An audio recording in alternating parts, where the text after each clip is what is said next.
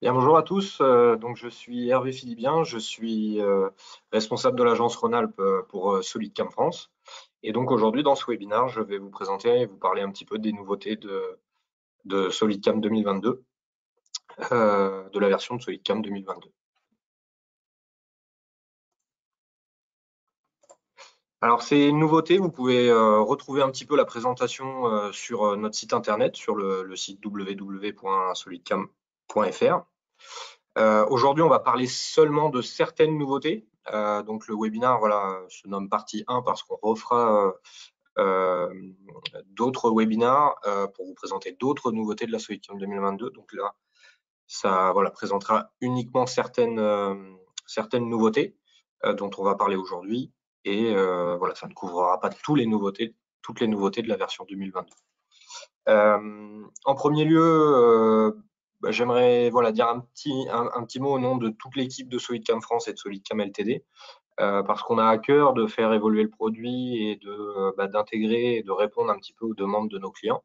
Donc c'est vrai que sur les dernières années, SolidCam a beaucoup évolué, notamment sur le domaine du tournage-fraisage, ensuite le domaine du décolletage. L'accent était vraiment mis sur ces deux domaines d'application pour vraiment permettre à SolidCam d'abord de piloter des machines avec des cinématiques un peu plus complexes, donc des tours bibroches, bitourelles, tritourelles, des machines avec axe B, des machines multifonctions, des machines avec des cinématiques un peu plus particulières comme des marques comme Vilma Macodel, Bumotech, Chiron, avec des équipements un peu annexes, contrepointe, lunettes, euh, euh, et puis voilà, embarreur, etc.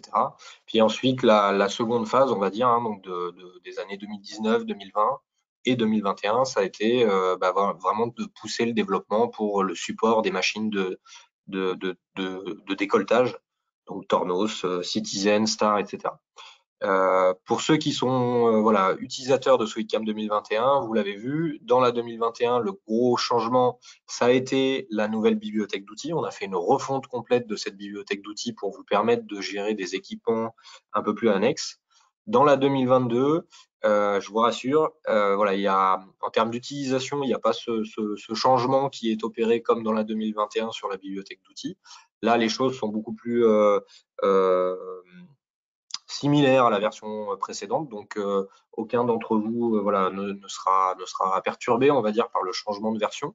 Mais vous allez voir, il y a des choses qui sont très intéressantes dans cette version SolidCam 2022. À commencer par le sujet principal, c'est les systèmes de coordonnées associatifs. C'est ce que je vais vous montrer tout de suite.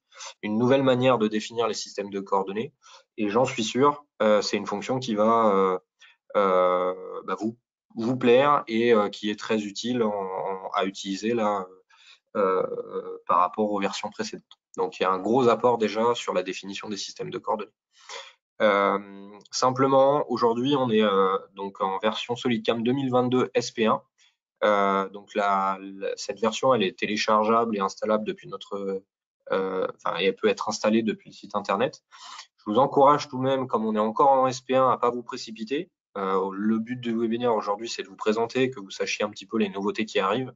Nous, on vous recommande toujours, si vous voulez, il vaut mieux dans un contexte de production avoir une année de décalage pour en fait faire l'installation une seule fois dans l'année et toujours bénéficier de la version la plus aboutie et finalisée. Là, la SP1, elle est encore en version un petit peu c'est une des premières versions de la 2022. Donc voilà, un petit peu de patience, ne vous précipitez pas, à moins qu'il y ait vraiment une nouveauté indispensable à votre utilisation de SolidCam. Et puis, j'insiste aussi un petit peu là-dessus, mais c'est toujours une bonne démarche pour les clients qui peuvent le faire, hein, qui ont du budget de formation, voilà, d'essayer de maintenir une formation continue un peu chaque année avec nos équipes. Donc voilà, si vous avez des questions, s'il y a voilà, une nouvelle pièce qui nécessite un peu d'accompagnement, de faire une journée chaque année avec nos équipes de chez Solidcam, c'est un bon moyen de vous permettre de rester à niveau, de bénéficier, d'exploiter toutes les nouveautés parce que du coup, on va les mettre en place avec vous, on va les parcourir plus en détail avec vous. Ce webinaire, il ne remplace pas il ne se soustrait pas à de la formation pure et dure. Et donc la formation, on peut vous la proposer en plusieurs formats. Ça peut être de la formation par Internet, ça peut être de la formation en nos locaux, donc dans notre agence sur l'ouest parisien, ça peut être en Rhône-Alpes, etc. Et puis ça peut bien entendu être chez vous en vos locaux avec une personne de chez SolidCam France qui se déplace. J'arrête voilà cette introduction et du coup on va tout de suite parler un petit peu de ces nouveautés. Donc voilà, dans la 2021, la grosse nouveauté c'était la bibliothèque d'outils, la nouveauté un petit peu majeure. Dans la 2022, le gros point, ça va être ce qu'on va appeler les systèmes de coordonnées associatifs. Donc les systèmes coordonnées associatifs, en fait, qu'est-ce que ça signifie? C'est simplement une nouvelle manière de définir les systèmes de coordonnées. Et là, quoi que vous fassiez, votre système de coordonnées, il sera toujours associatif. Donc associatif, ça veut dire quoi?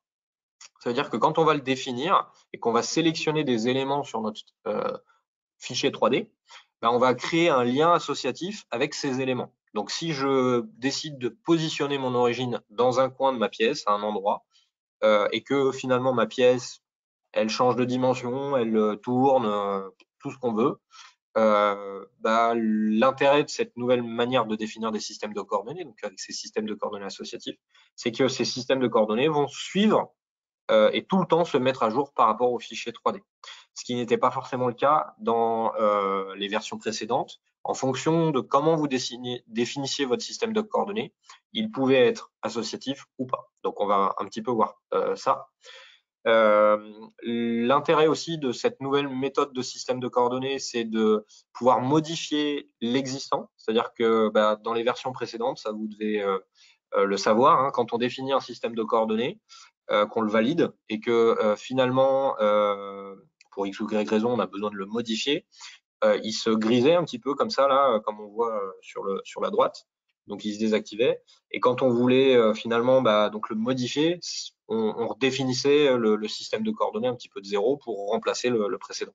Avec la version 2022, bah, il y a plus cette démarche-là. Vous allez pouvoir modifier et reprendre à l'étape où vous l'aviez validé et juste modifier le point, enfin modifier ce que vous avez à modifier. Donc ça, c'est intéressant. Vous allez aussi avoir 3 nouvelles méthodes, mais ça, je vais vous montrer directement sur l'exemple, qui va vous permettre en fait de définir l'emplacement par défaut de manière automatique. Je m'arrête là sur le PowerPoint, on va tout de suite ouvrir un exemple ensemble. Hop. Donc, sur le bureau, j'ai un petit dossier voilà, avec des exemples. Donc on va déjà faire cet exemple-là en fraisage. Et première étape, donc j'ouvre le fichier CAO. Deuxième étape, je vais démarrer à partir de l'onglet ici de SolidCam un nouveau projet de fraisage. Et donc quand on démarre le projet de fraisage, ça ne change pas, hein, comme d'habitude. On va définir la machine sur laquelle on vient travailler. Et puis ensuite, on va venir définir l'origine de programmation. Et c'est là que la première nouveauté va apparaître hein, quand vous allez utiliser SolidCam 2022. Bah, tout simplement, ici, vous le voyez, on a une nouvelle méthode, un nouveau mode de définition qui est en fait bah, la définition de système de coordonnées associatif. Tous les autres modes qui sont en dessous, c'est les anciens modes que vous connaissiez. On a simplement, voilà, rien n'a changé là-dedans. On a juste renommé peut-être un petit peu les noms dans la 2022, donc les noms ne sont pas tout à fait les mêmes.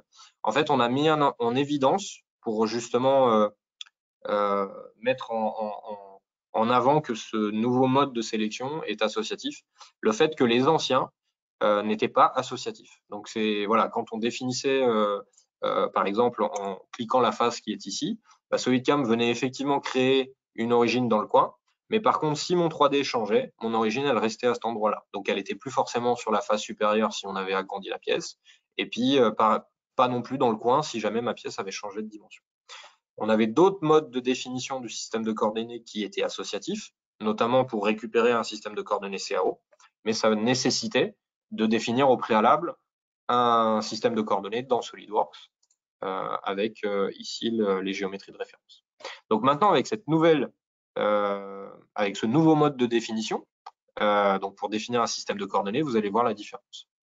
C'est à peu près la même démarche, c'est-à-dire qu'au début, vous allez sélectionner ici le résultat que vous attendez, c'est-à-dire où est-ce que vous souhaitez que le système de coordonnées se place. Simplement, vous allez le voir, ici, vous avez trois nouvelles options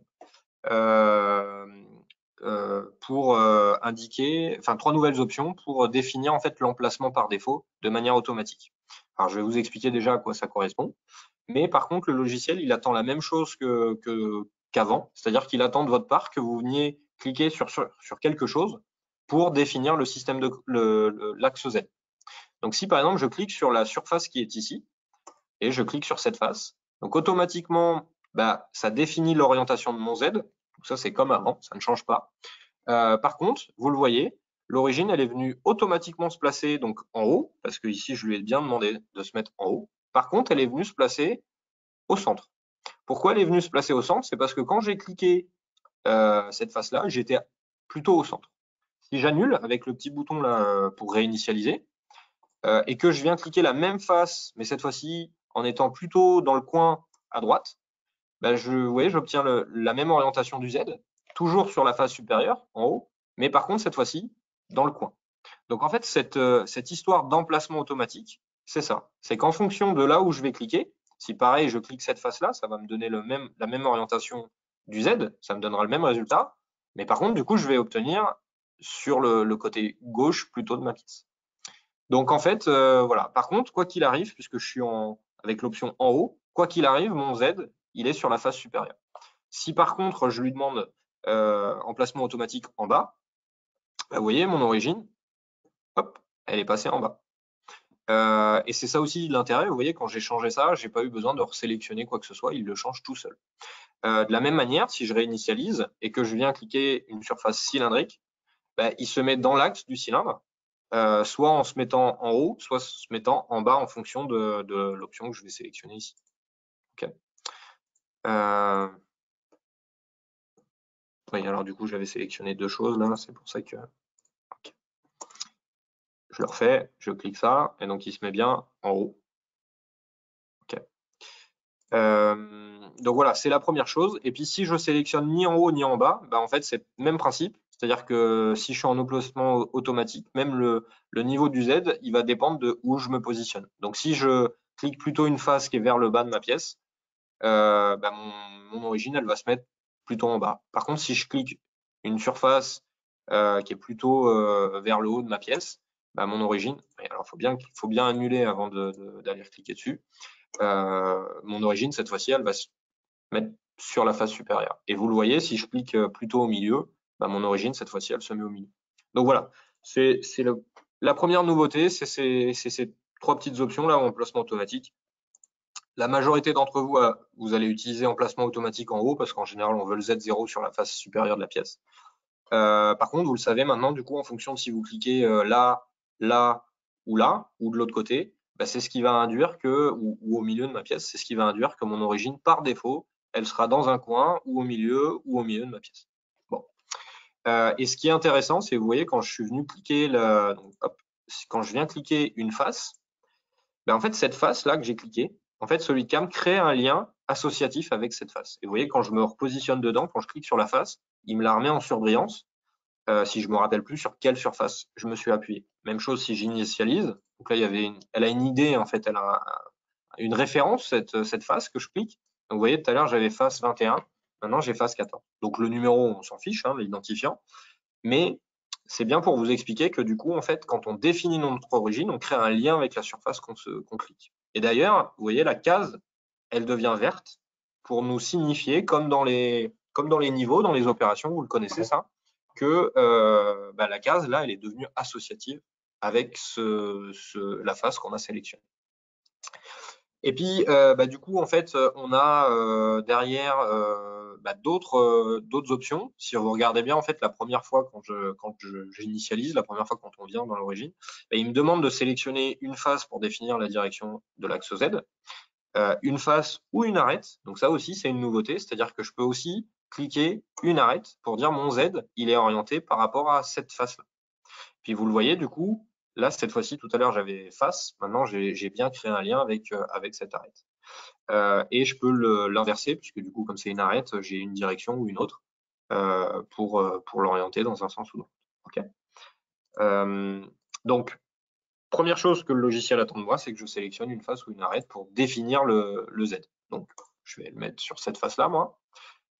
Et puis ensuite, vous voyez, il bascule automatiquement dans cette case-là pour me permettre de définir la direction du X ou la direction du Y si je préfère. Donc, il me le dit aussi en bas là pour définir la direction du second axe. Donc là, en l'occurrence, moi, c'est le X. Donc, vous voyez, par défaut, le X, il s'est mis dans une direction. Donc ça, c'est pas moi qui ai choisi. Et c'est bien pour ça que ici, ça se met en auto. Par contre, si moi, je vais cliquer une face, par exemple celle-ci, bah là, en fait, mon X va se mettre perpendiculaire à cette face-là. Et encore une fois, puisque je clique cette face, vous voyez, je crée un lien avec cette face. Et là, si vous regardez bien, mon Z, donc qui était perpendiculaire à la face que j'avais sélectionnée là, et mon X maintenant est devenu perpendiculaire à cette face-là.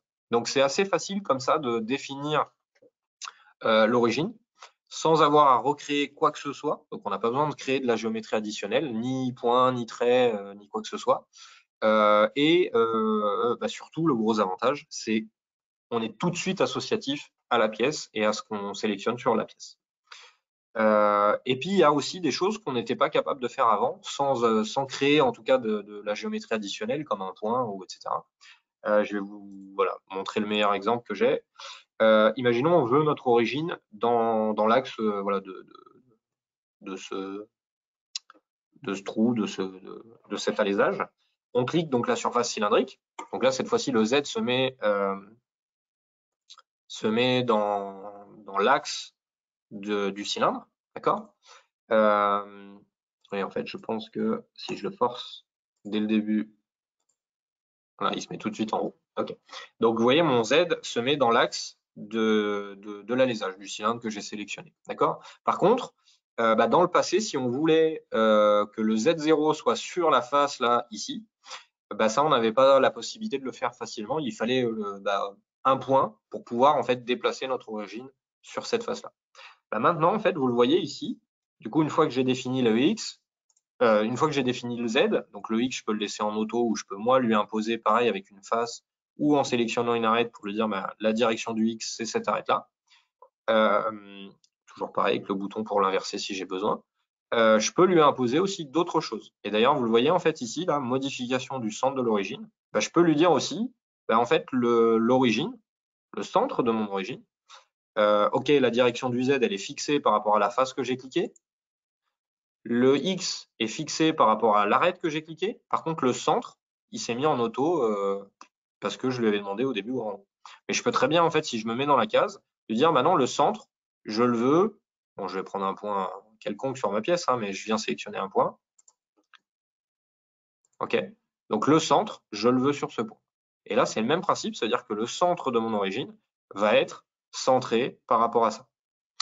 Je peux aussi lui dire, maintenant en fait, c'est pas le centre que je veux, parce que là je déplace en X, Y, Z. Donc si je lui dis le centre, mon centre il tombe là. Mais je peux lui dire maintenant, moi je veux par exemple, alors on va le réinitialiser, je me remets donc au début sur la face supérieure, je peux très bien lui dire, non, moi je le veux au centre de ça, mais je voudrais que le Z, il soit sur cette face-là. Et là vous voyez en fait, juste en dessous, j'ai la possibilité donc de définir le niveau en X, le niveau en Y et le niveau en Z. Et donc ce niveau en Z, si je viens cliquer cette face-là, en fait, juste en faisant ça, hop, mon origine, elle se positionne sur cette face-là. C'est un petit détail, mais mine de rien, qui facilite pas mal la programmation, la définition de l'origine. Ou autre chose, je décide moi au début de me positionner sur cette face-là, donc d'avoir mon Z0 là-haut. Et je peux lui dire, en fait, je veux récupérer le centre de ça, mais je veux récupérer le centre que en XY. Donc si je me mets dans cette case, en fait, je vais déplacer le centre dans l'axe de ça, mais par contre, le Z, lui, il bouge pas. Donc vous voyez, vous avez plus d'options pour vous permettre de définir l'origine comme vous en avez besoin. Je m'arrête là, je vais vous montrer un autre exemple. Ou pareil, si je vais vous montrer une dernière chose, le cas de figure aussi qu'on pouvait avoir, c'est par exemple, voilà, on veut se mettre dans le coin de la pièce, donc je vais cliquer cette face-là. vous voyez, SolidCam, il me crée la boîte, donc il crée ce coin-là, il se crée ce coin-là. Par contre, moi, je voudrais l'avoir sur cette face-là, pas à ce niveau-là, je le voudrais en fait à ce niveau-là, mais dans le coin. Bah, ça, avant, pareil, on était embêté, on ne pouvait pas le faire. Donc, je peux très bien juste venir dans la case niveau du Z, là, je me positionne là. Et donc là, mon origine, quoi qu'il arrive, elle sera dans le coin de la pièce. Si ma pièce augmente, ça restera dans le coin. Et quoi qu'il arrive, ça sera en Z sur cette face-là. Un autre cas de figure aussi qui arrive très souvent, donc je vais annuler, je vais fermer cet exemple-là, je vais voir un deuxième exemple, cette fois-ci en tournage fraisage. Vous voyez, le 3D que je reçois, bah, il a une orientation initiale hein, qui est liée au bureau d'études. Donc la pièce, elle a un repère et on est dépendant un petit peu de ça. Quand je démarre un projet de fraisage-tournage, par exemple, je vais créer une origine. Donc toujours pareil. Donc là, en tournage, c'est comme avant. En général, on va s'appuyer sur une surface cylindrique pour définir le Z dans l'axe de révolution de ma pièce. J'ai toujours ce gros bouton là pour basculer du côté opposé, donc pour basculer d'un côté ou de l'autre de la pièce. Et ce qui arrivait fréquemment en tournage fraisage, c'est que potentiellement au début, donc le X qui correspond au C0, on va dire sur votre machine, bah, il n'était pas forcément orienté dans la direction de ce que vous vouliez. Donc on avait la possibilité de le faire tourner de 90 degrés ou de mettre une valeur angulaire, mais des fois c'est pas évident de récupérer la valeur angulaire. Bah, maintenant, puisque je vous l'ai montré tout à l'heure, SolidCam, il me permet en fait en deuxième étape de définir la direction du X. Donc en fait, si je viens cliquer cette face-là pour dire le X, je le veux perpendiculaire à cette face-là, bah, automatiquement, hop, mon origine, elle s'indexe vers ça. Autre cas de figure, hop, on va se mettre de l'autre côté, même principe. Bah, le X, le C0, je voudrais l'orienter, par exemple, vers cette poche-là, cette poche ouverte. Mais j'ai pas, vous le voyez, j'ai pas de surface que je peux aller cliquer. Donc, j'ai pas de vecteur normal. Par contre, j'ai une arête. Donc, même principe, mon X, et vous le voyez, bah là, il est bien orienté. Hop, sur mon X Z, un coup de bol. Ouais, alors du coup, là, mon exemple tombe à l'eau parce que je suis même pas sûr que je sois bien orienté en fait. Si, je suis bien orienté. Donc mon exemple tombe à l'eau parce que par défaut, là, je suis tout de suite bien. Mais c'est pas grave, je vous le montre quand même. Voilà, imaginons l'indexation que j'avais obtenue de base. Bah, elle n'était pas en direction de la poche. Comme ma poche est débouchante, je ne peux pas aller cliquer une face. Par contre, je vais pouvoir les cliquer une arête pour dire le X, je le veux dans cette direction-là. Et donc, du coup, bah là, je suis sûr que mon X, il est en direction de cette poche, cette ouverture, quoi. Donc, on pourrait, par exemple, imaginons hein, le C0, le X, on le voudrait dans l'axe de la rainure qui est là. Bah là, on pourrait venir sélectionner, donc, hop, faut que je me remette dans la case. On vient sélectionner cette arête-là. Et ici, vous voyez, mon X, alors j'ai une chance sur deux, hein, comme c'est une arête, bah, cette fois-ci, il s'est orienté vraiment par rapport à la lumière qui est là. Donc voilà, ça c'est important parce que ça permet vraiment de réorienter, si vous voulez, l'origine et surtout de la lier à la pièce pour s'orienter. Même chose, imaginons, bah là, je voudrais par exemple que mon X il soit bien orienté, bien aligné avec, ça. Donc là, vous voyez, bah, j'ai un cylindre, j'ai pas de droite. Donc là, j'ai rien sur quoi m'appuyer là-dessus. Par contre, derrière, j'ai un petit méplat. Donc le X, je peux très bien lui dire, bah, le X, je le veux perpendiculaire au petit méplat qui est là. Et donc, du coup, j'ai bien mon X, cette fois-ci, qui est bien aligné là, avec le méplat, quoi. D'accord? Alors que la vue CAO, bah, vous voyez, en fait, on est complètement. C'est pour ça que j'arrête pas de tourner la pièce d'ailleurs. On est complètement décalé angulairement, quoi. Mais l'origine CAO, ça n'a pas d'importance. Vous pouvez définir facilement sans avoir à recréer quoi que ce soit avec cette nouvelle option de définition là, des systèmes de coordonnées associatifs. OK. On va faire un troisième exemple, puis après on continuera sur un autre sujet. Bah là, même principe, vous voyez, j'ai une pièce qui est orientée, on va dire. C'est la même pièce hein, qu'au début, mais elle est orientée. Il y a un petit, je crois qu'il doit y avoir 5 degrés. Elle n'est pas dégauchie en fait, hein, elle est placée sur la table un peu de travers. Donc même principe, je démarre un projet de fraisage.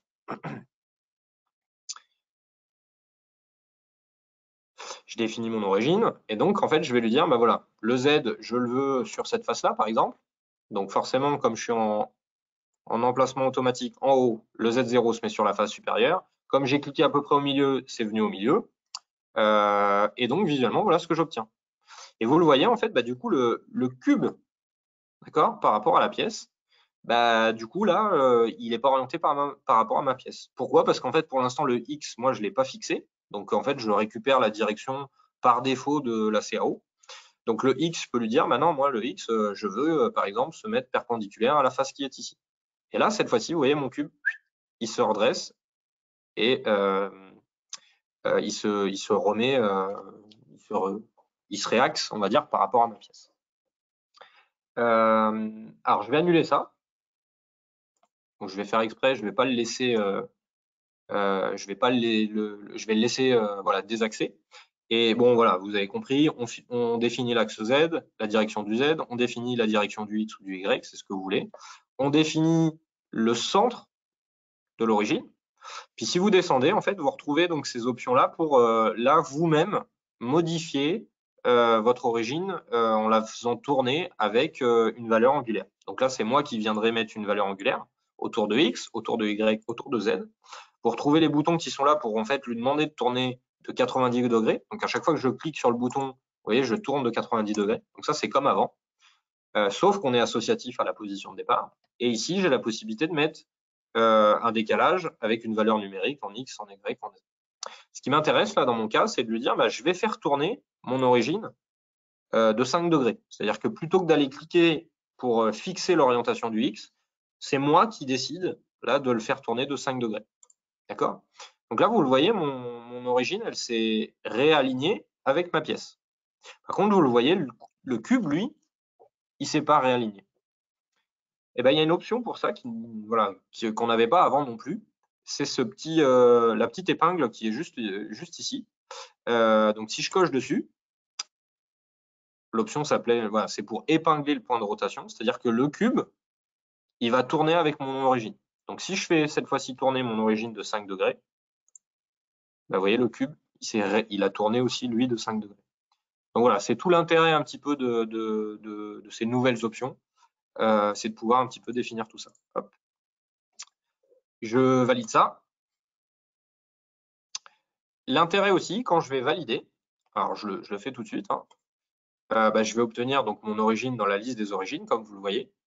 Et puis donc ça c'est comme avant, ça ne change pas pour l'instant. Vous pouvez comme ça créer plusieurs origines. Par contre, si je fais modifier et que je reviens sur modifier l'origine, bah, vous voyez en fait je retombe sur tout ça, sur tout ce que j'ai défini. C'est-à-dire que si moi d'un seul coup je me rends compte, bah, non c'était pas terrible ce que j'avais fait, là je vais annuler ça. Et tout ce que je vais faire, c'est lui dire bah, le X par contre je le veux perpendiculaire à cette face-là. Vous voyez, j'ai pas remis le Z, j'ai pas remis le centre, j'ai juste changé la direction du X. Bon, le résultat est le même, hein, mais ce qui m'importait, ce que je voulais vous montrer, c'est ça. C'est que quand je viens modifier l'origine, une origine qui est existante, ben en fait, je redémarre pas de zéro. Je redémarre voilà, je peux modifier juste un des paramètres de ce qui a été utilisé dans la modification de l'origine. Et ça, mine de rien, c'est assez confortable par rapport à la version précédente. Ce qui est intéressant aussi, c'est que donc l'origine, quand je la modifie, au moment où on valide notre origine, SolidCam, il calcule des plans, le plan de départ, le plan de dégagement, le plan supérieur de la pièce, donc il sait que la pièce elle est à Z0. J'ai la possibilité aussi de venir cliquer sur ma pièce. Donc je peux lui dire, même le plan supérieur de ma pièce, c'est ça. Le plan inférieur de ma pièce, c'est ça. Donc là, le logiciel, il sait que j'ai 105 mm à usiner de matière. Mais je pourrais très bien, moi, lui dire, et en fait, on peut appliquer des deltas, lui dire, quoi qu'il arrive, par défaut en tout cas, après on pourra le changer dans les opérations, tu considères que la pièce, elle est plus grande de 5 mm. Comme ça, dès le début, si on lui demande d'usiner sur toute la profondeur de ma pièce, dès le début, il usinera sur une profondeur de 110 pour déboucher de 5 mm.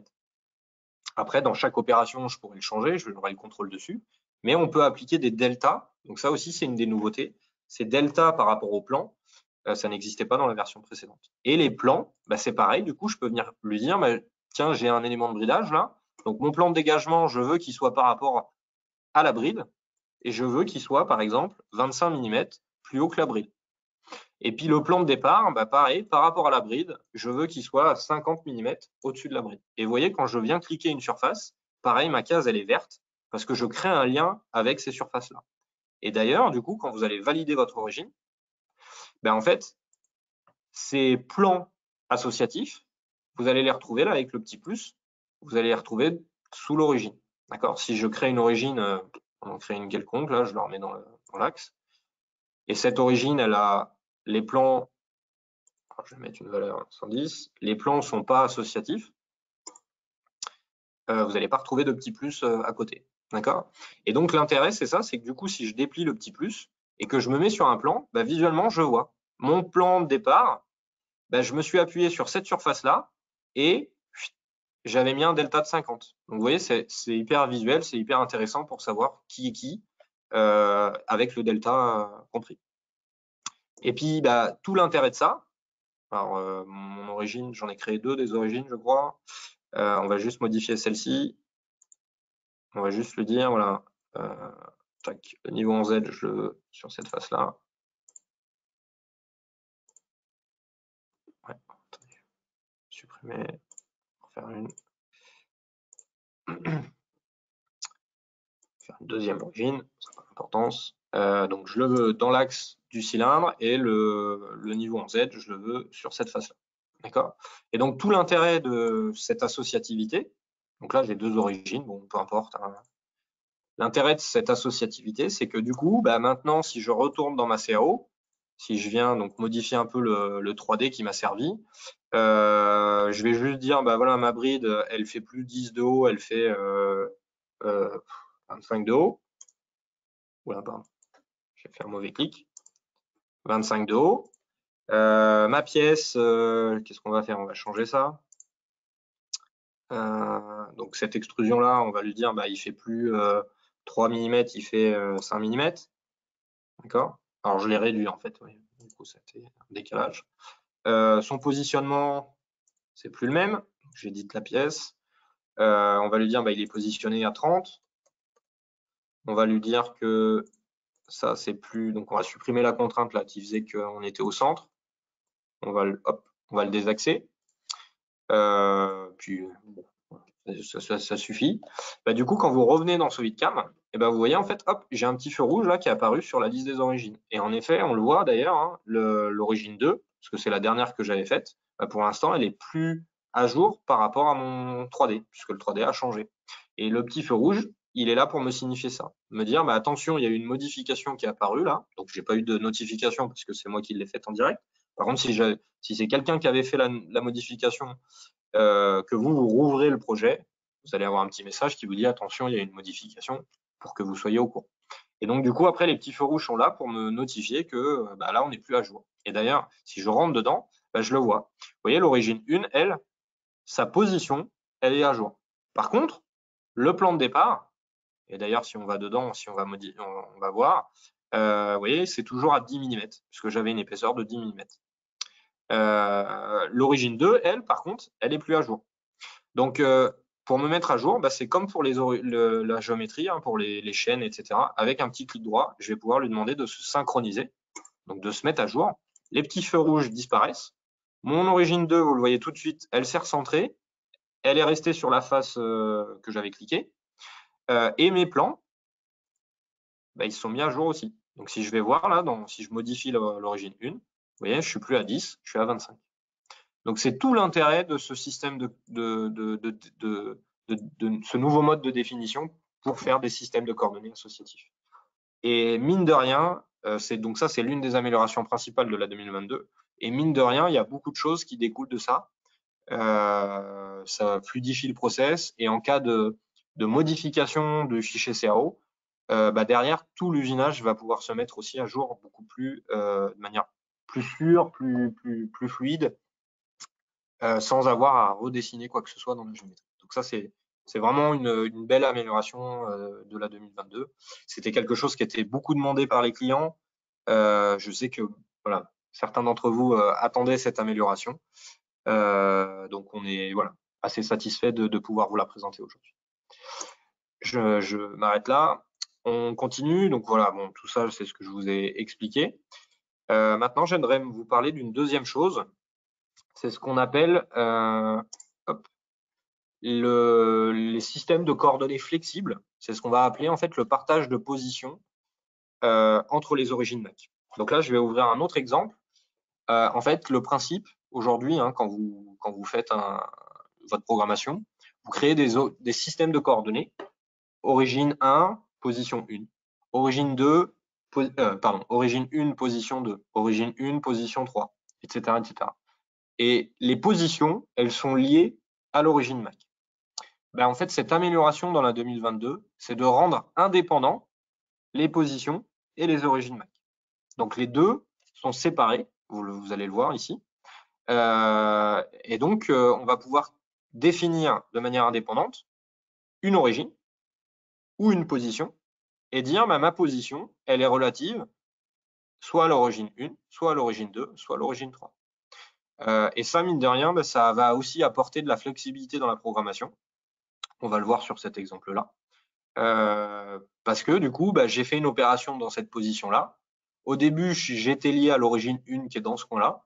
Ben, en fait, si je voulais lui dire, bah non, je veux ma position, je me suis trompé, c'est par rapport à une autre origine, ben ça avant, vous ne pouviez pas le faire. Vous étiez obligé de refaire votre position pour avoir une autre origine et de refaire votre géométrie. Ça sera plus le cas maintenant grâce à ce partage de position entre les origines MAC. Bon, je passe un petit peu tout ça. Le mieux, c'est que je vous montre directement sur l'exemple. Donc, on va ouvrir là un projet FAO déjà fait, déjà prêt. Voilà. Je vais ouvrir déjà ce que vous connaissez dans les versions précédentes de SolidCam. Non, il est déjà converti celui-là, excusez-moi.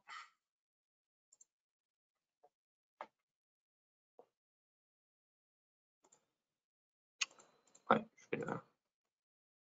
hop, je leur dézip pour repartir de la base. Donc j'ouvre un projet. Bon, comme c'est un projet qui a été créé dans une version précédente, je le convertis. OK.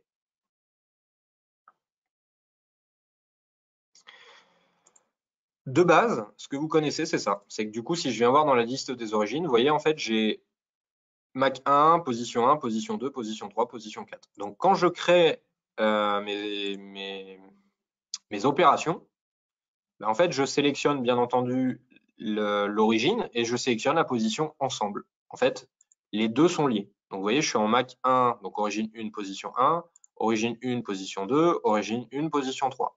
Et donc, dans un cas comme ça, vous voyez, mon origine 1, elle est ici, dans le coin là. Je viens après donc incliner ma table ou ma tête, peu importe, pour venir travailler en position 2 là sur la face là. Et puis après, je viens travailler en position 3 sur la face là.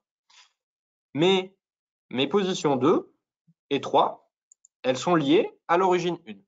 Et donc dans certaines situations, alors des fois on peut le vouloir, mais dans d'autres cas, on peut ne pas le vouloir. Et donc si j'ai programmé ça au début et que soudainement je me dis ah mince, j'aurais pas dû le faire comme ça. Pourquoi? Parce que ma position 2, elle est relative au point là. Donc ça, à la limite, pourquoi pas.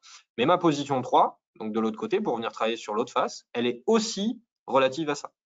Donc ça veut dire que si je, sur la machine, là, l'origine 1, on va dire que je suis en Fanuc en G54, si je modifie le positionnement du G54, par exemple, j'ai des tolérances précises, celui-là est pas bon, voilà, je me décale pour corriger lui, ben, ça va aussi affecter celui-là.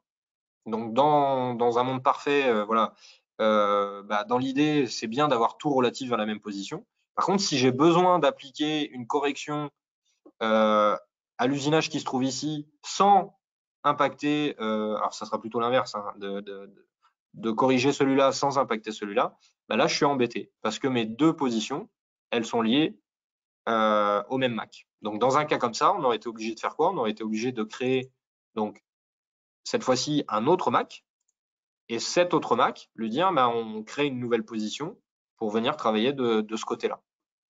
Donc, on aurait une origine 2, donc origine Mac 2, position 2. Vous voyez? Donc là, la position 3 et la position 2 dépendent plus de la même origine.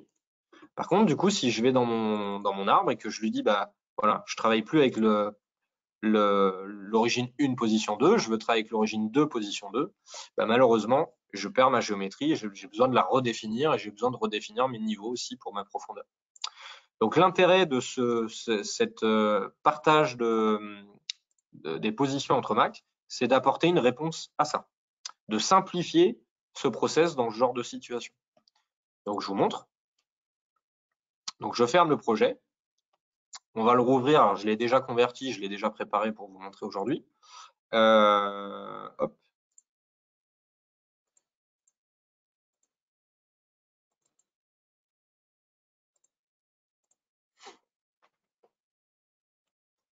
Donc, juste pour vous expliquer, il y a une option en fait à activer dans les réglages. Il y a une option aussi à activer dans le post-processeur pour lui dire, bah voilà, maintenant, on travaille plus avec comme avant, on travaille plus avec les origines et les positions qui sont liées. On travaille avec des positions et des origines qui sont indépendantes. Donc, les positions peuvent être partagées entre plusieurs origines. Donc ça, vous n'avez pas le choix, vous serez obligé de passer par l'équipe technique de SolidCam. Ça sera bien à discuter avec nous parce que du coup, nous, on va vous l'activer dans le post-processeur pour que vous puissiez derrière l'utiliser. Donc attention, voilà, il faut mettre à jour le post-processeur. Je vous mets aussi en garde dans le sens où une fois que vous passez à ces systèmes de coordonnées flexibles, ça convertit vos projets. Donc une fois que le projet passe en système de coordonnées flexibles, là, en partage de position, vous pouvez plus revenir à l'ancienne méthode. Donc attention aussi, dans le cas où vous avez plusieurs post-processeurs, l'idée c'est bien qu'on mette à jour tous les post-processeurs ensemble d'un coup pour que vous passiez vraiment à cette nouvelle méthode, que vous passiez pas à cette méthode sur une machine et pas sur une autre, parce que là après ça veut dire que vos projets vous pourrez plus les convertir d'une machine à une autre. Donc voilà, attention, il y a une conversion qui se fait. Donc voilà, il faut être en phase, que les post-processeurs soient à jour. Et donc ça, vous n'y aurez pas accès sans nous. C'est nous qui vous l'activerons dans le post-processeur. Et à partir du moment où ça sera activé dans le post-processeur, vous pourrez en bénéficier. Et donc, derrière, bah, une fois qu'on l'a activé, votre projet il est converti. Vous aurez un petit message vous disant attention, voilà, si vous l'ouvrez, vous ne pourrez plus revenir à la méthode précédente. Bah, cette fois-ci, si je viens voir dans la liste des origines, bah, hop, vous vous apercevez que maintenant j'ai deux colonnes. J'ai une colonne au sujet des origines et j'ai une colonne au sujet des positions. Et donc, pareil, dans mon arbre, vous le voyez, bah, ici, en fait, j'ai mon origine G54 et ensuite j'ai mes positions. Et en fait, ici, là, j'ai donc l'opération qui travaille ici, j'ai l'opération qui travaille là. Donc, mon G54, il est dans le coin en haut, ici. Alors, je ne sais plus qui est qui, par contre. Voilà. Cette opération-là, donc en position 2, elle dépend bien du G54. Donc ça me va. Par contre, celle-ci, bah, là, je le vois, elle dépend du G54 parce que je l'avais fait comme ça. Mais finalement, parce que les opérateurs sur la machine, ils ont besoin de régler celui-là de manière indépendante de l'autre, pour une histoire de tolérance ou peu importe, bah, peut-être que celui-là, ça serait mieux de le faire par rapport à une autre origine qui serait plutôt sur cette face-là. Donc un G55 par exemple. Donc l'idée, c'est de venir dans la liste des origines, créer une nouvelle origine. Et vous voyez, quand je crée une nouvelle origine, ben, il ne parle plus de la position, c'est vraiment une origine, Mac. Par contre, si je fais un clic droit ici, je crée une position, je ne parle plus de l'origine. Donc voilà, à moi de choisir ce que je veux faire. Et l'idée, ben, c'est, donc au début, j'avais mon origine G54 là, qui est ici. Ben, l'idée, c'est de lui dire, OK, ben, je vais créer un G55 de l'autre côté. Alors là, je les ai juste renommés. Hein. C'est Mac 1, Mac 2, ça c'est comme avant, mais vous pouvez les renommer. Donc je crée un G55 de l'autre côté. OK. Et donc du coup, voilà, tout ça là, puisque tout ça, c'est l'usinage du dessus, je veux que ça soit relatif à mon G54, ça oui. Par contre, ça, je voudrais que ça soit relatif à mon G55. Et bien en fait, simplement en faisant un clic droit, avec la commande qui est ici, je vais avoir la possibilité de lui dire, je vais insérer une origine Mac. Et je vais l'insérer avant l'opération. Je vais lui dire, OK, là, on insère l'origine Mac 55. Donc, du coup, qu'est-ce qui se passe? Toutes ces opérations-là, elles travaillent avec le G54. Puis, toutes ces opérations-là, elles travaillent en G55, avec ma tête ou ma table qui est inclinée. Et puis, quand je vais vouloir travailler de l'autre côté, bah, c'est le même principe. Là, je vais revenir à mon G54. Donc, je refais un clic droit et je lui dis, bah, tu reviens au G54. Et vous voyez, dans mon arbre, je vois en fait la distinction du passage d'origine G54 à G55. Et je reviens à G54 et les positions. Donc, mes positions angulaires pour incliner ma tête ou ma table en fonction de votre cinématique. Donc, ça amène beaucoup de clarté dans l'arbre FAO. Et puis, vous voyez, j'ai pas du tout eu besoin de toucher à quoi que ce soit dans mon opération. Donc, c'est ça le gros avantage de ce partage de position entre origines, ce qu'on appelle le système de coordonnées flexibles dans le post-processeur. Et c'est ça, en fait, que par défaut ne sera pas activé dans vos post-processeurs existants, mais que voilà, on pourra mettre à jour. Donc c'est intéressant effectivement quand vous avez besoin, vous avez démarré votre programmation et vous vous êtes dit bon ben voilà, je fais que des positions parce que je veux que tout soit relatif par rapport à la même origine. Puis finalement c'est pas le cas. Ben voilà, vous pouvez le changer comme ça. Et puis c'est intéressant aussi parce que regardez, au début j'avais fait mon G54 et puis en fait bah non finalement j'aurais dû faire un et on va se le faire d'ailleurs. Je fais une origine 4 là, je la veux au centre. Hop. Ça, c'est mon G57. OK? Bah, ici, j'avais programmé en G54, donc par rapport à l'origine qui est dans le coin là. Ah, bah, avec un clic droit, je vais pouvoir lui dire maintenant je change d'origine. Je veux pas en fait que toutes ces opérations-là soient par rapport au G54, je veux qu'elles soient par rapport au G57, donc l'origine qui est au centre. Et donc vous voyez, encore une fois, je change d'origine. Donc du coup là, ma position qui est je sais plus où, elle est plus relative par rapport à mon origine qui est là, elle est relative par rapport à l'origine qui est là.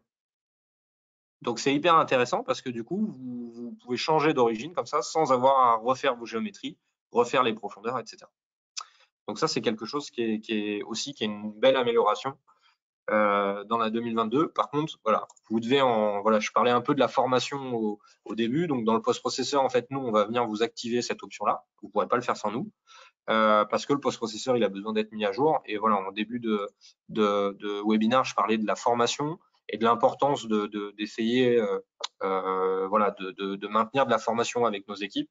Bah, c'est que voilà, on peut prendre le temps avec vous de configurer les post-processeurs parce que cette option, elle représente un intérêt pour vous et de bien vous former dessus à l'utilisation et pour qu'on mette tout ça en place et que vous bénéficiez de tous les avantages de cette nouvelle version. On continue. Ensuite, il y a pas mal d'améliorations dans la bibliothèque d'outils et dans les opérations MCO. Donc là, je vais basculer, ça va être beaucoup du tournage fraisage. Je vais ouvrir un projet de décolletage. Je sais que certains parmi vous sont équipés, par exemple, de machines de chez Citizen. Bon là, on va travailler sur une M32. C'est juste pour le principe. On a beaucoup d'autres références de toute façon. Hop. Voilà, on va partir ça dessus. Ce qui m'intéresse, donc je vous l'ai expliqué en introduction aussi, dans la 2021, on avait donc fait une refonte de la bibliothèque d'outils. Beaucoup d'entre vous sont au courant et voilà, se sont réhabitués à cette nouvelle bibliothèque d'outils. Par contre, sur les machines de décolletage, ce qui arrive très fréquemment, bah, c'est que du coup, l'environnement de la machine, donc là sur la Citizen M32, donc on a un peigne avec des cols de cygne et une tourelle inférieure avec des outils donc montés sur la tourelle revolver. Donc l'environnement sur ce genre de machine en décolletage, il est assez chargé, d'accord, parce qu'il y a beaucoup d'outils. Et donc du coup, c'est vrai que bah, quand on va sélectionner un outil, alors les outils sont réglés. Alors là, je suis désolé, le post-processeur il est par défaut en anglais, mais voilà, vous en tant qu'utilisateur francophone, vous avez bien les noms en français. Mais voilà, on a les outils sur notre peigne, on a l'outil sur le col de cygne, là, enfin l'axe B, on a les outils sur la tourelle revolver. Et on vient bah voilà, sélectionner l'outil qui est en poste 1 ou l'outil qui est en poste 6, etc. Mais c'est vrai que dans un environnement comme ça, où il y a beaucoup d'outils, beaucoup de porte-outils, beaucoup bah, c'est pas forcément évident toujours de retrouver l'outil qui nous intéresse. Donc, une des améliorations dans la 2022, et vous allez voir, c'est vraiment intéressant, bah, c'est en fait de pouvoir, hop, je ferme ça, de pouvoir afficher la prévisualisation de la machine, donc dans l'opération. D'ailleurs, on va en créer une nouvelle si ça vous embête pas. Donc, je vais créer une opération de contournage. Donc, vous voyez, par défaut, mon opération, elle est vide. Donc là, la démarche que vous connaissez, c'est de cliquer sur le bouton sélectionner et de prendre l'outil depuis la table d'outils. Là, en fait, si j'affiche la prévisualisation, ça me permet de voir tout l'environnement de la machine et ça me permet de voir les outils qui sont montés et de dire, tiens, moi, celui qu'il me faut là pour mon opération, c'est celui-là. Et avec un clic droit, je vais pouvoir aller sélectionner l'outil. Alors, je suis désolé, il y a un petit loupé. L'option, elle est en anglais, mais elle sera en français dans la version prochaine, la suivante. Ça va me permettre de sélectionner l'outil. Et si mon outil, il a plusieurs points pilotants, donc par exemple, ce que je pilote, quel cadran, sur les fraises, ce que je pilote le point haut ou le point bas. D'ailleurs, en fait, j'en profite. Vous voyez, si je suis dans une opération de tournage, j'essaye de venir sélectionner un outil de fraisage. C'est grisé, bien entendu, il me laisse pas le faire. Par contre, quand je vais sélectionner sur cet outil-là, en fait, je peux lui dire, OK, je prends cet outil-là avec ce point pilotant.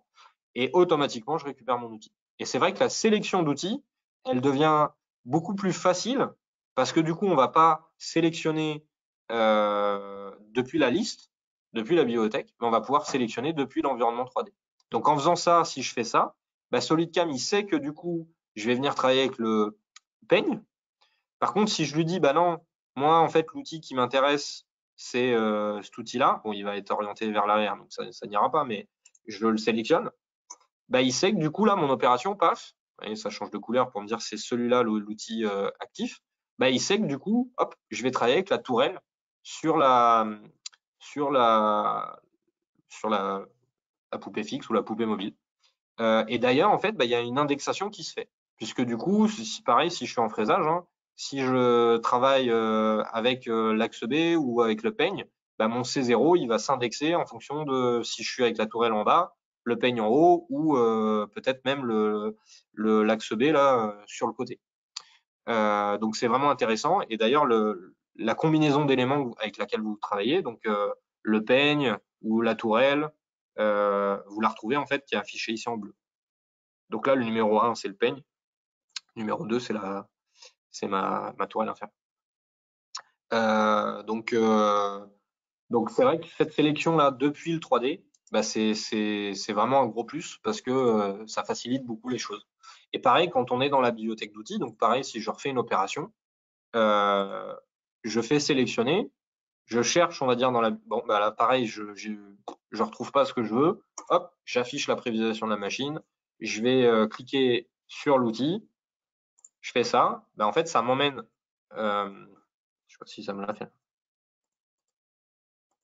Voilà, ça m'emmène automatiquement sur l'élément que je lui ai demandé de sélectionner. Donc, vous voyez, je me suis mis sur l'outil, ça m'a emmené sur l'outil, là, un petit taraudage. Si je me mets sur le porte-plaquette, ça m'emmène automatiquement sur le porte-plaquette. Si je me mets sur la plaquette, ça m'emmènera automatiquement sur la plaquette. Donc ça, c'est vraiment intéressant parce que du coup, pour retrouver l'élément qui vous intéresse, plutôt que de le chercher dans la liste, plutôt que, voilà, vous voyez, ça c'est la liste de mes outils, il y a quand même un peu de monde sur ce genre de machine, on vient le sélectionner depuis le 3D. Donc ça, c'est un gros plus aussi qui était demandé par nos clients dans le décolletage. Pareil, on est assez heureux de pouvoir vous le présenter parce que à l'utilisation, c'est un vrai confort et c'est pas négligeable.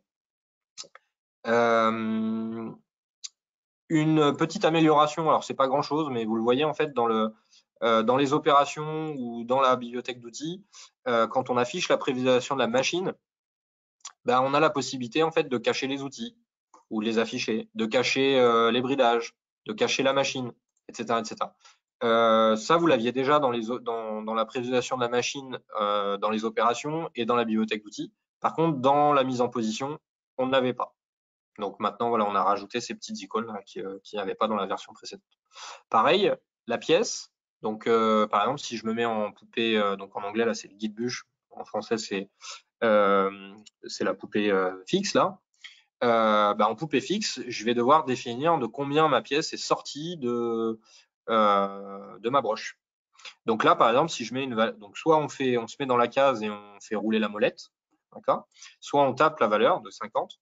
Et en règle générale, en fait, ce que veulent faire les clients, c'est de dire, voilà, ma pièce, moi, donc à 0, ma pièce, elle est confondue avec mon nez de broche. Ma pièce, moi, elle fait 12 mm de long. Je sais que derrière, il faut au moins que je laisse 2 mm pour le tronçonnage. Donc ma pièce, je veux donc elle fait 12 mm de long, plus 2 mm pour le tronçonnage, plus allez 1,5 de marge. Vous voyez, quand je fais ça, alors c'est peut-être le virgule, je vais remettre un plus 2. Quand je fais ça, bon, il fallait juste que je clique en entrée, pardon, plus 1,5. Mais vous voyez, en fait, ça me permet de faire voilà, tout simplement une petite addition ou une soustraction. Mais c'est pareil, c'est quelque chose qui est confortable pour pouvoir le faire. Alors, c'est pas dans tous les champs de SolidCam, c'est un sujet. Mais pour l'instant, voilà, c'est surtout dans la mise en position parce que ça, c'est une chose qui est récurrente en fait. Souvent, les clients, ils ont besoin de se dire bon bah voilà, je sors la pièce de la longueur de la pièce, plus voilà l'épaisseur de mon outil à tronçonner, plus une certaine dimension. Et donc, pour pas avoir à faire le calcul, vous pouvez taper comme ça une petite équation. Une chose aussi qui est intéressante, alors je vais juste rouvrir le projet feed.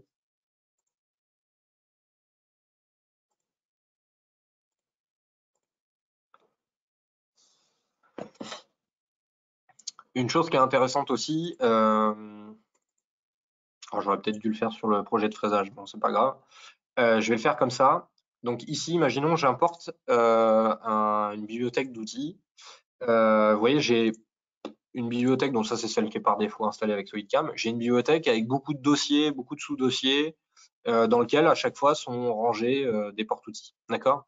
Je vais prendre n'importe quoi. Alors, je vais prendre certainement des choses qui ne correspondent pas à une machine de décolletage, mais c'est pour vous montrer le principe. J'importe ce porte-outil. Hop, et puis je passe à autre chose. Je crée une fraise sur ce porte-outil. Et puis à un moment donné, vous voyez, bah, ah, non, c'est pas ce porte-outil-là que j'aurais dû utiliser. Ce porte-outil, vous voyez, il y a le petit logo là, de la chaîne pour dire en fait que ce porte-outil il a été importé à partir de cette bibliothèque. Une petite nouveauté, je peux désactiver le lien donc pour modifier. Je peux le restaurer le lien. Donc ça, on pouvait le faire avant. On peut le désactiver et le réactiver. Par contre, on peut aussi maintenant le supprimer complètement. Donc, si je le supprime, pardon, j'ai plus le lien du tout avec la table. Avant, on pouvait le désactiver, mais le lien restait là, si vous voulez. Donc là, vous pouvez le supprimer. Donc, le lien, je le garde actif. Mais ce qui m'intéresse, voilà, j'avais utilisé ce porte-outil, mais en fait, c'est pas celui-là qu'il me faut. Donc, je voudrais le remplacer par un autre. Le problème, c'est que je sais plus où est-ce qu'il était. Bon, je le vois là, mais même si je vais dedans, je sais plus dans quel dossier il était, etc. Ou je le vois là, mais bon, ça me force à rechercher. Avec un clic droit, ici, vous pouvez lui demander en fait d'ouvrir le chemin d'importation du fichier lié. Et si je fais ça, paf, il me ramène directement dans le dossier où j'étais. Donc c'est vrai que souvent les clients, ils ont une bibliothèque pour, par exemple, les machines Citizen. Ensuite, ils vont avoir un sous-dossier pour les outils, les porte-outils tournants. Ensuite, les porte-outils fixes, etc. Donc du coup, en fait, ça, juste avec un clic, hop, ça vous renvoie dans la bibliothèque d'importation initiale. Et du coup, on peut très bien lui dire, donc c'est celui-là qu'on avait tout à l'heure. Bah non, en fait, moi, celui qu'il me faut, c'est par exemple une rallonge un peu plus longue. C'est celui-là. Et en fait, je vais pouvoir lui dire, hop, tu le remplaces. Et donc, du coup, le premier, tac, il a été remplacé par le deuxième. Et donc, sur des machines comme ça, avec des porte-outils multiples, donc notamment là, la tourelle revolver, voilà, on a prévu un porte-outil ici. Puis finalement, ah mince, j'ai besoin de monter un deuxième outil. Hop, un petit clic droit, on lui demande d'ouvrir la bibliothèque d'importation, puis on remplace ce porte-outil-là, qui est un porte-outil avec une position simple, par un porte-outil avec une position double. Et ça, c'est pareil, c'est voilà, des petits clics, mais qui font gagner beaucoup de temps, qui sont très confortables à l'utilisation. Voilà. Une petite chose que beaucoup d'entre vous aussi vont apprécier, quand je crée un porte-outil de tournage, un porte-plaquette avec la plaquette, dans le passé, donc là, vous voyez en fait l'épaisseur du corps, la valeur qui est ici. Je vais la mettre, allez, hop, on va dire on a un corps de 16. OK. Ici, je vais juste mettre 16, je mets 16, 18. OK. Donc ça, c'est mon corps et j'ai ma plaquette. Dans le passé, en fait, ces valeurs-là, si jamais vous changiez après coup la plaquette, malheureusement, ça, c'était réinitialisé. C'était quelque chose qui était assez pénible. C'est-à-dire qu'il fallait définir correctement la plaquette. Et si vous changez de plaquette, bah, le porte-plaquette, il avait tendance à se réinitialiser. Là maintenant, vous avez beau changer de plaquette, vous voyez, bon là ça me fait un truc du coup qui correspond pas, mais ça me laisse, alors l'angle d'attaque lui il change par rapport à ma plaquette, ça c'est normal, mais par contre je reste sur un corps de 16, mais mes valeurs elles sont pas forcément réinitialisées en fonction de ce que je sélectionne. Ok, donc ça c'est aussi un truc appréciable, une amélioration appréciable que certains d'entre vous, je suis sûr trouveront, enfin pour laquelle certains d'entre vous trouveront un intérêt. Je prends une petite pause juste pour être sûr que je n'ai rien oublié sur la bibliothèque d'outils, mais je pense que c'est bon. Je vais ouvrir un dernier projet. Alors, je suis désolé, j'ai un petit peu dépassé. On essaye voilà, d'être sur un format d'1 heure sur les webinars. On va dépasser peut-être de 10-15 minutes, excusez-moi. Enfin, même pas, peut-être pas. Hop. Je vais ouvrir un dernier projet. Donc, celui-ci, il est sur sur une NTX. Hop. Alors, c'est un vieux projet. On va le convertir.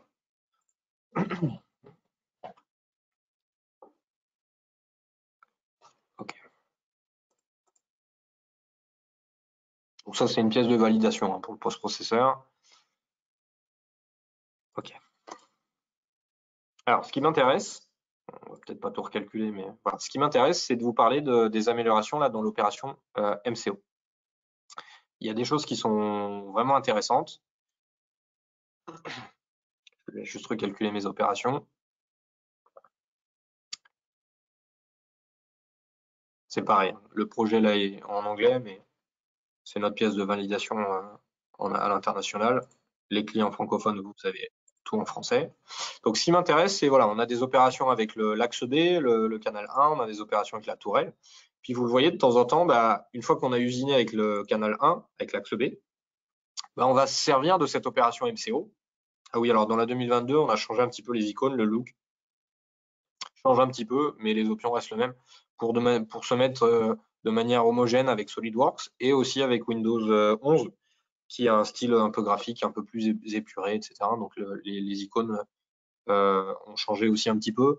Pour le support des écrans 4K dans la continuité, des écrans haute définition, les icônes, elles ont besoin aussi d'avoir une résolution plus élevée, etc. etc. Bon, c'est du détail, mais effectivement. Donc, quand on vient dans cette opération MCO et que, par exemple, vous demandez à définir, je vais en ajouter une nouvelle, pardon, quand vous demandez, par exemple, donc sur l'axe B, donc on va afficher la prévisualisation de la machine, on vient lui demander, par exemple, de faire un dégagement. Alors, je l'ai inséré un coup trop tôt parce que j'étais déjà dégagé. Voilà. Là, normalement, mon axe B et ma tourelle sont en position là, à la fin de l'opération. Donc, je vais pouvoir lui dire, OK, mon axe B, je veux le dégager. Donc, je fais un mouvement. Bah, j'ai la possibilité de lui dire, OK, on va faire un mouvement en X à la position de référence. Donc là, en fait, on monte à une position que nous, on a définie. Vous le voyez entre parenthèses. Bah, en fait, c'est mon G28 ou G30 X0 là-haut. Et puis en Z, bah, j'ai la possibilité, pareil, de lui dire, il y a une petite erreur de traduction là, je suis désolé, donc d'aller à la limite min ou la limite max. Ouais. Ça sera corrigé la prochaine fois. Ouais, alors du coup, bon, ok, une petite erreur. On va aller à la limite min, c'est pas grave. Si je fais ça, donc là, je suis vraiment à la limite de ma machine. Et ça, potentiellement, bah, ça peut être embêtant d'être vraiment pile poil à la limite. Moi, ce que je veux, c'est vraiment dégager, on va dire, le plus à gauche par rapport à la limite, mais je veux me garder une petite marge, par exemple. Bah, ça, avant, vous ne pouviez pas. C'est-à-dire que vous étiez obligé de récupérer la valeur, là, 781.5, et de bah, vous-même taper une valeur de moins 780, par exemple. Bah, depuis la 2022, on va avoir la possibilité de définir des équations dans cette opération MCO. Donc, c'est quoi des équations? En fait, je vais pouvoir lui dire, bah, tu vas à la limite min, mais par contre, tu te gardes une marge de 50 mm. Alors, j'aurais dû mettre le plus. Limite min plus 50 mm. OK. Et vous voyez, il me fait le calcul de lui-même.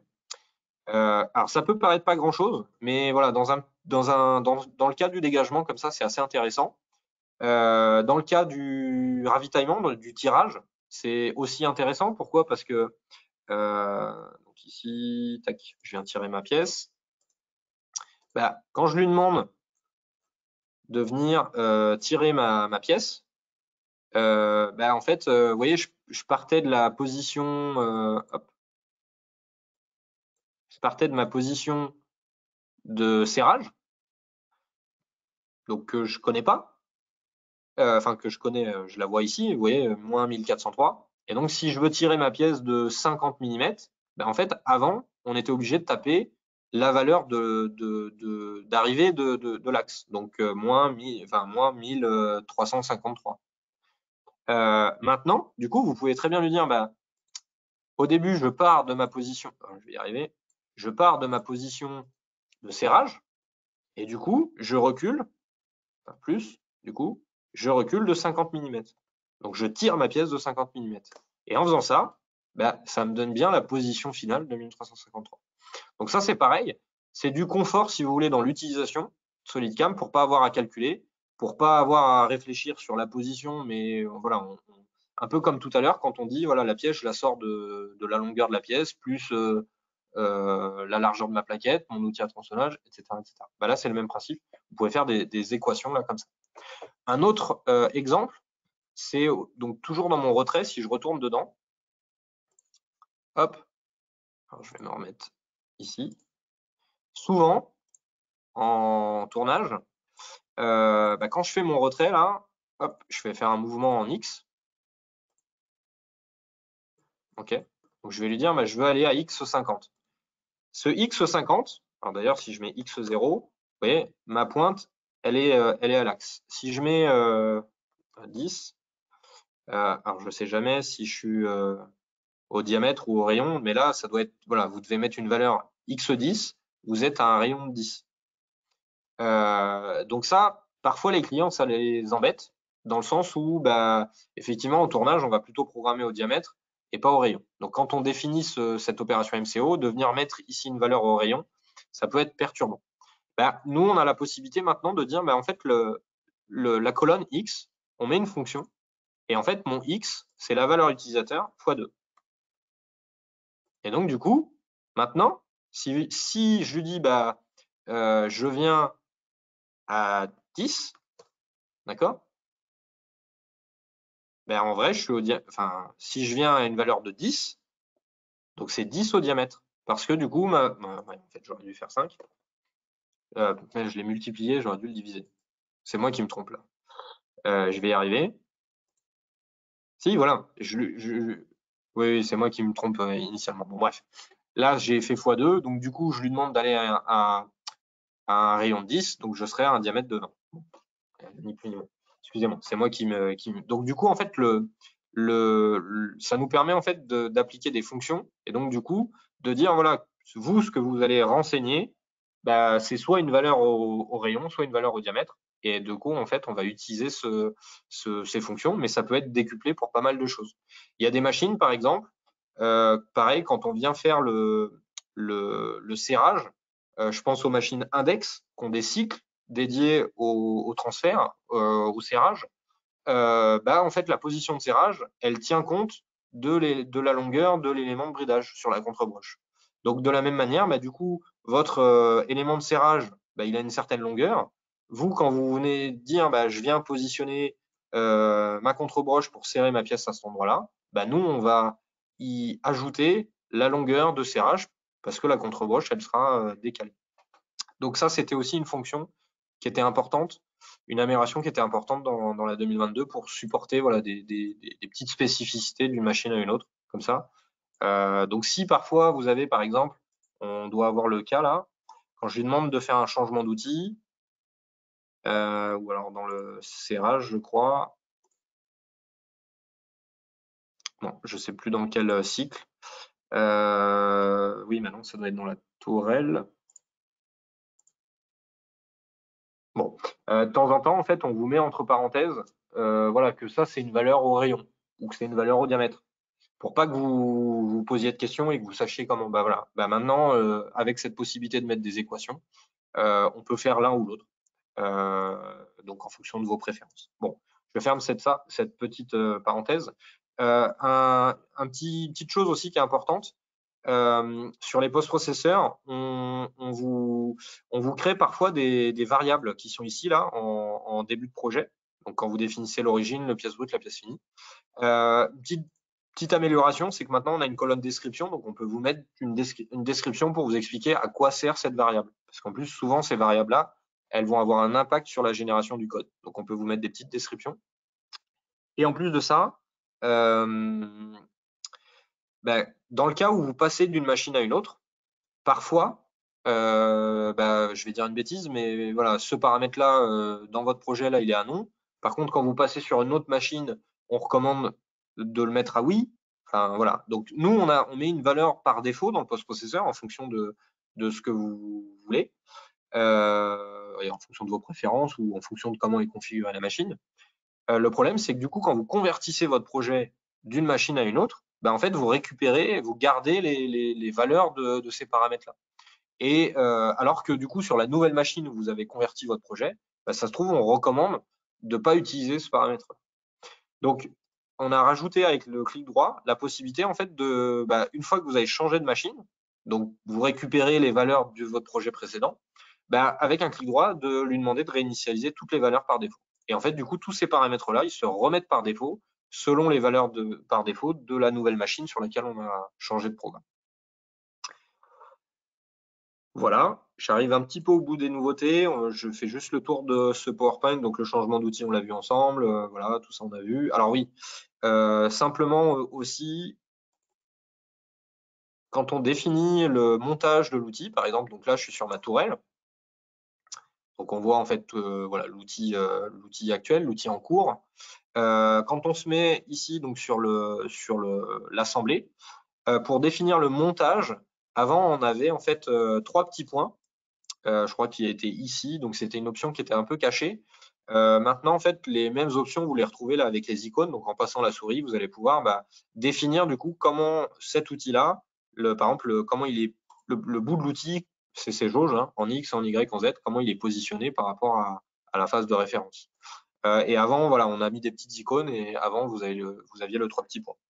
Une chose aussi, hop, je vais venir là. Si je viens dans mes connexions, en fait, si vous créez, avant, vous aviez la possibilité de créer une connexion. Donc, on lui dit, par exemple, c'est une connexion statique. Le problème, c'est qu'une fois qu'on l'a créée, cette connexion, on ne peut plus la convertir en connexion linéaire ou en connexion à rotation. Donc, maintenant, avec un clic droit, vous avez la possibilité de le changer, le type de connexion après coup. Et pareil, vous retrouvez les petites icônes ici là pour définir le montage. Et en passant la souris, vous avez voilà, la petite explication de ce à quoi ça correspond. Donc, c'est plus visible que les 3 petits points qu'on avait avant. Hop, ça, je vous en ai parlé. Ça aussi, les équations. Dernière chose, voilà, je savais que j'avais oublié une petite chose. Dans l'opération MCO, certains d'entre vous, parfois, viennent dans divers ici et tapent du message. D'accord?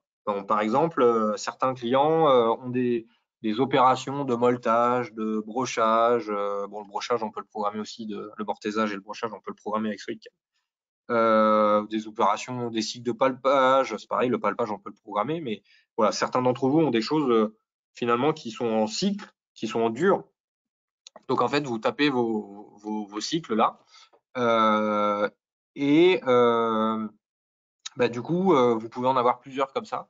On a ajouté là sur cette page message, vous voyez le petit dossier là, pour en fait importer un fichier texte. Donc en fait, vous allez aller, hop, on va se créer un petit fichier, hop.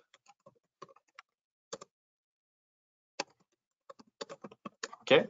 Donc vous créez un petit fichier texte avec votre sous-programme, avec tous les codes dont vous avez besoin. Donc ça peut être aussi, voilà, ça peut être un sous-programme, comme je vous disais, de palpage, de vérification, de molletage. Ça peut être des sous-programmes d'éjection de pièces, avec des robots, avec des manipulateurs, etc. Ou parfois sur les machines voilà, de tournage-fraisage, avec 2 tourelles, 3 tourelles, les fins de programme ont besoin d'être synchronisées d'une certaine manière.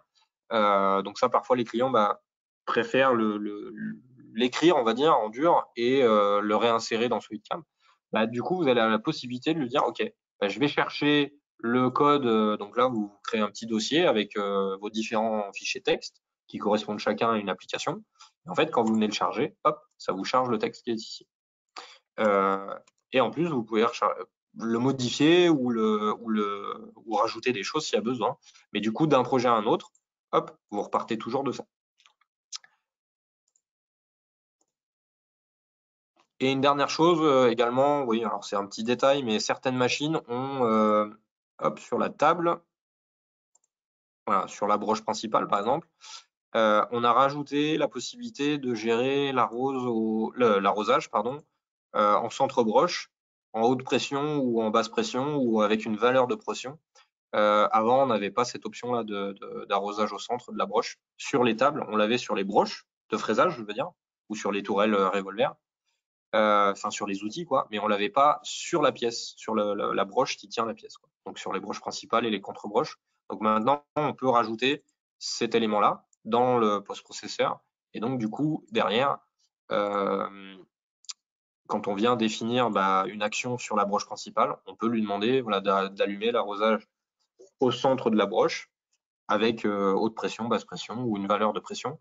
Donc, pour ceux qui avaient une machine avec cette capacité-là, on était obligé de vous créer un paramètre supplémentaire. Voilà, là, en mettant à jour le post-processeur dans la 2022, on n'a plus besoin de ce paramètre supplémentaire. On peut définir cette option-là directement dans le VMID. On arrive au bout de cette présentation. Excusez-moi, j'ai un peu dépassé le temps imparti. Vous avez la possibilité sur la droite de taper des questions. Il y a un chat. Alors, je vais vous laisser 30 secondes, 2-3 minutes si jamais vous aviez une question. Ce webinaire, il est enregistré, donc il sera en ligne sur notre chaîne YouTube. Donc, vous pourrez le revisionner et voilà, revenir vers nous le cas échéant si vous avez besoin de précision ou si vous avez des questions. Et encore une fois, voilà, la 2021, donc on est en version, la 2022, pardon, on est en version SP1. Donc là, vous voyez, moi, j'utilise une version un peu en avance. C'est encore la version de développement.